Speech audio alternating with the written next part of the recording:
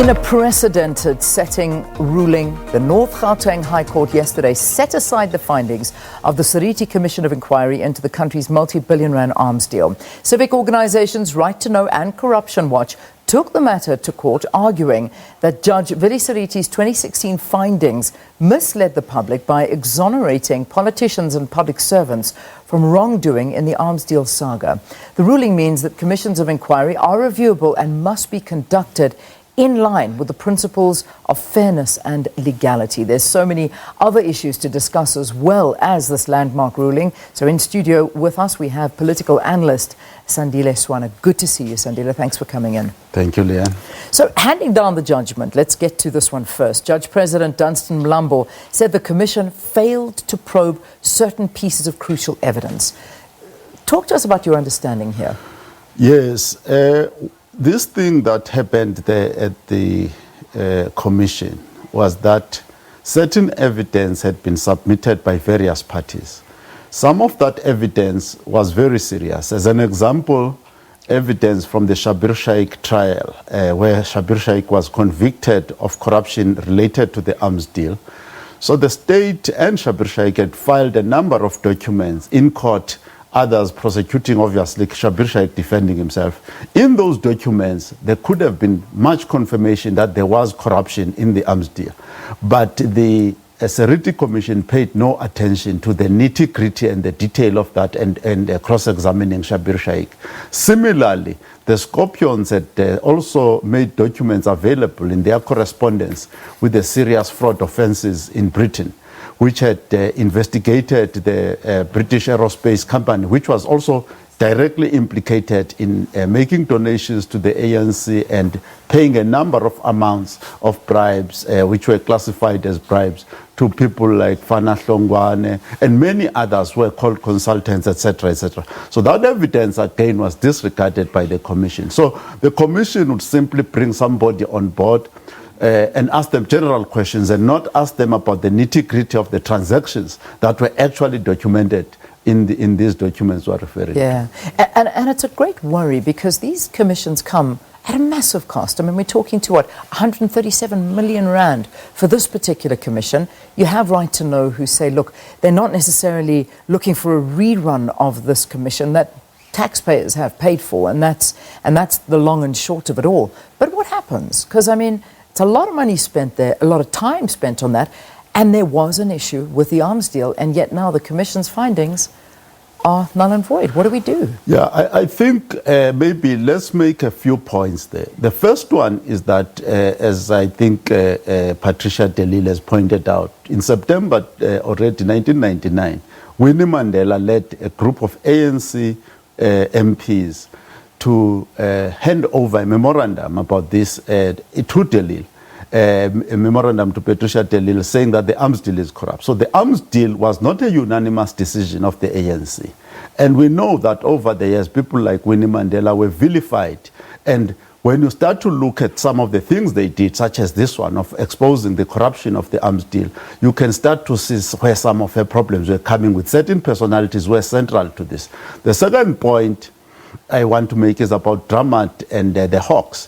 Dramat wrote again to several parties saying that there are grounds to reopen the arms deal and start investigating in 2011 already.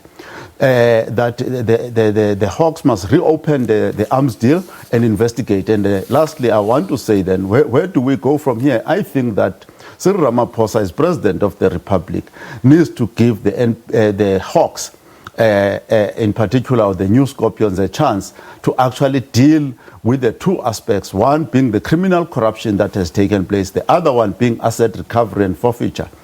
These people who have wasted 137 million need to be pursued in from various parts of the law. Some money needs to be recovered one way or the other, because it is clear that what they did was totally unjustifiable. Yeah. Where does this leave former President Jacob Zuma, though? When you actually look at the documents, this particular judgment is neither here nor there for President Zuma. Jacob Zuma is already facing his own criminal charges. In those charges, which is based on data and evidence collected by the state, which should have also been used by the Seriti Commission. So Jacob Zuma is already in the frying pan, or in the fire, actually. So it doesn't help him either way. It's neither here nor there. What is relevant here is that the state, in particular the presidency under President Ramaphosa, needs to then demonstrate what action are they going to take. Zuma is only one of many people who are implicated in this. Yeah. And Zuma is already caught. So for us to be discussing Zuma this about the Zuma is caught. Zuma is in court. He's being prosecuted as we speak. So we don't need to bother further about Zuma. Let the judges and the prosecutors deal with him. What is worrying are the people, including people who was deputy president at the time, like Thabo Mbeki, his role in this, people like Trevor Manuel, Maria Ramos, and all the others, Alec Ewing, and all the others who played a major role in bringing this about. Amazing. But let's get back to now, current day, because the court further ordered that the respondents, who in this case include the presidency, the ministers of justice, defense, as well as trade and industry, must pay the costs. But at the end of the day, they are paid by us. So it's, again, taxpayers' money. It is again taxpayers' money, and I think there's an important point to realize here, including this whole issue of abuse of taxpayers' money. The monies that were collected as bribes, including the donations that went to the ANC from the arms deal, it was taxpayers' money. These weapons that were bought on loans, 20-year loans, that are still, some of them are still running till today at an exorbitant cost. And then these people took the same money that they were collecting from the state, which is our tax money, and offered bribes to people and paid those bribes. And those companies are private companies which were paying bribes to civil servants and ANC-aligned people. So even this Seriti Commission has also been using our money. So this has been a cost for taxpayers all the way through. Yeah. I mean, you know, when one looks at some of the statements that came out yesterday, and particularly when you listen to Right2Know's Deputy National Coordinator, Khalib Gallant, that said over 3 million documents were simply ignored during the entire process. 3 million documents. I mean, you know, they're also making a call for those implicated to be prosecuted. This evidence not being used, how does something like this happen? This is a problem. That is why I was highlighting this issue, that from the beginning in 1999, when Winnie Mandela was objecting, together with Feinstein and others were objecting to this, where we are now is that for the longest time there has been a group that has been calling for good governance. Winnie, unpopular or popular as she was in that group with many others from the IFP, Gavin Woods and many others. Now you have another group that has, from that time, from 1995, continued consistently with corruption, consistently abusing the procurement processes of state. And that pattern has continued. And now where we need to be is to be able to say, are we able to admit that this abuse of the procurement processes of the state is not working? It is wasting resources and it is arresting development in South Africa. Let us start a new philosophy. This one of funding political parties and political elites under the table, and the corporate, including multinational corporations and big business, are heavily implicated in taking state money in roundabout ways, and including money laundering, and giving it to our politicians. And this is something that brings me to what's about to happen today. I mean, let's look at the issue of our President Cyril Ramaphosa, who's in the middle of something like that, and he's about to make an appearance for a Q&A inside Parliament today, although nothing to do with the arms deal, but very similar to what you're actually saying right now. I mean, what can we expect in Parliament today? What you need to expect from Parliament today, I think that on the one hand, Cyril Ramaphosa has already made a statement that the issue that started in Parliament and went to the public protector is now in the courts. Let's leave it there. Okay. That is his angle. But the other angle from people, for instance, like Mkhuleko Hlengwa of the IFP and others, we would expect them to say, this thing is our thing. We hear what you are saying about the courts. We want ourselves as Parliament to take you through a process. So It's going to be a very fiery occasion, no doubt. I mean, we've seen it all play out before, but we can imagine that today is not going to go very smoothly for the president, is it?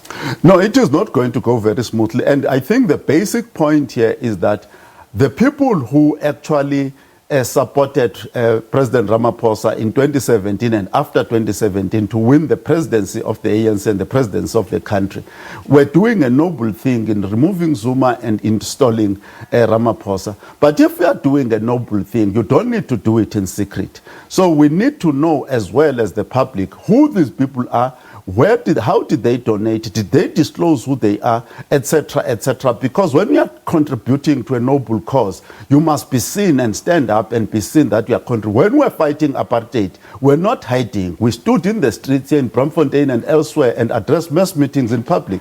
So when you are doing a noble thing, do it openly and not secretly, so that even when tenders are awarded after this, after the elections, when you get tenders, we know that you are fighting, you are in the cause, in the struggle to remove corruption, etc., etc. All right. Just finally, you mentioned the fight against apartheid, and yesterday we saw this ruling again coming from the court saying that the old South African flag, gratuitous displays thereof, is now considered hate speech. You still have a lot of people still talking to the fact that this has taken away freedom of speech. Is it really? I mean, give us your views very quickly. Yeah, of course, these symbols, when people make a symbol like a flag, it's to communicate a certain message to certain people, to themselves and to other people. The flag of the old South Africa, the apartheid flag, it was there to make us all aware that the white man is boss, the white man is superior, the white man is the boss of all dark people in South Africa. That is his job. So when a white person, certainly or any supporter of the apartheid regime raises that flag, it is an attempt to remind us that we are an underclass as black people underneath people of European extraction. Yeah. It's got nothing to do in what you're saying, freedom of speech, is it? Freedom of speech, these are the same people who run around complaining about hate speech. So when you are offering Nazi views, you are offering anti-Jewish views, anti-these views, and you then claim you are doing freedom of speech. What we are starting is we are starting hostilities.